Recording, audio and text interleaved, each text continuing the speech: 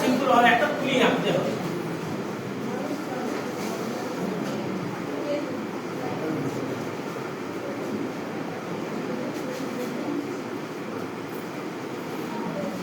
এরকম এটা এটা বোঝা যাচ্ছে তো তুলি বলে। আমি ছোট, আমি তৃতীয় শ্রেণীতে পড়ি, আঁকতে কিন্তু জানি না, এরকম ভাবে শুরু করছি। তুলি বলে কি বোঝা যাচ্ছে? তাহলে এইটা আঁকতে হলে আমাকে কি কি করতে হবে? প্রথম এরকম একটা কার্ভ লাইন করতে হবে, প্রথম এরকম একটা কার্ভ লাইন করতে হবে। এই লাইনটা করতে হলে আমাকে আগে লাইন টানা শিখতে হবে। এই যে সোজা লাইনটা, এইটা করতে হলে আমাকে লাইন টানা শিখতে হবে। এই লেখাটা আমি তো এভাবে দাঁড়িয়ে আছি, আমি তো বোর্ডকে আর ঘুরিয়ে নিতে পারবো না, তার জন্য আমাকে এই দিকে লেখাটাও শিখতে হবে। এটা কিন্তু এরকম ভাবে আমরা ছোট থেকেই লাইন লাইনের মাধ্যমে শিখব।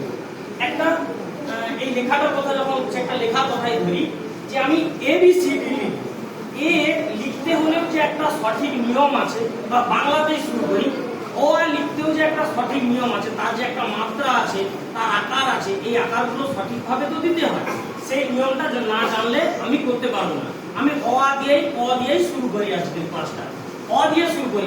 লিখতে হলে সবাই সাধারণভাবে আমরা কিরকম লিখে ফেলি না, এরকম এরকম। এটাই তো এটাই তো দেখা যাচ্ছে না?